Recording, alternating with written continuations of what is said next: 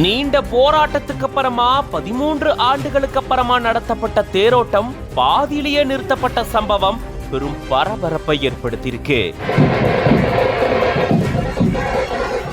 இப்படி போராடி மீண்டும் நடந்த போராட்டம் பாதியிலேயே நின்னதை பார்த்து பொதுமக்கள் அதிர்ந்து போயிருக்காங்க.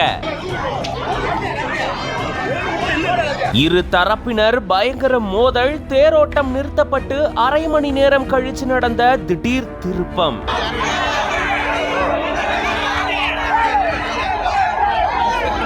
கள்ளக்குறிச்சி மாவட்டம் சங்கராபுரம் பக்கத்துல இருக்கு அரசம்பட்டு கிராமம். இந்த கிராமத்துல பிரசித்தி பெற்ற மாரியம்மன் கோயில் இருக்கு.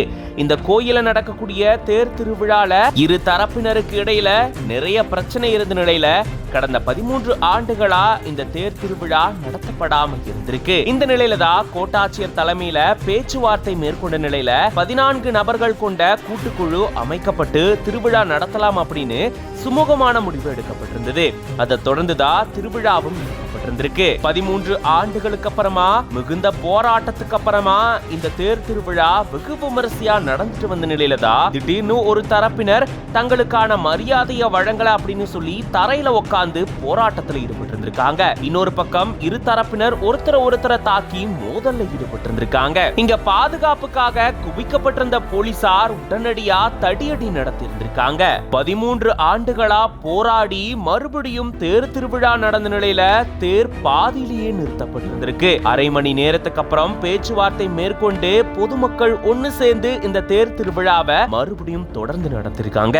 இதன் காரணமா இந்த கிராமத்துல பெரும் பதட்டமான சூழல் நிலவிருந்திருக்கு.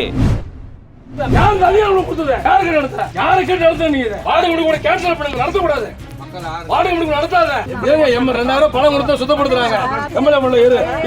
கக்கூஸ் எம்எல்ஏ பண்ண முடியுமா? கக்கூஸ் எம்எல்ஏ பண்ண முடியும், குப்பல் எம்எல்ஏ பண்ண முடியும். ரேஷன் கடை கட்டுறது யாரும் கேட்கற கொடுக்க மாட்டேங்கிறீங்க. மாநகராட்சி உங்க சொத்தா? உங்க சொத்தா? மாநகராட்சி உங்க சொத்தா? அதிகாரி உங்க சொத்தா? இப்ப முதலமைச்சர் மேல குற்றம் சாட்டுறீங்களா? முதலமைச்சர் மேல குற்றம் சாட்டுறீங்களா? ஆமா, முதலமைச்சர் நல்லா பண்றாரு. முதலமைச்சர் குற்றம் சாட்டுறாங்க. இந்த மண்டல தலைவர் முதலமைச்சர் மேல குற்றம் சாட்டுறாங்க. தப்பான தகவலை ஒரு எம்எல்ஏ பதிவு செய்யறாரு. தப்பான தகவலை சொல்றாரு.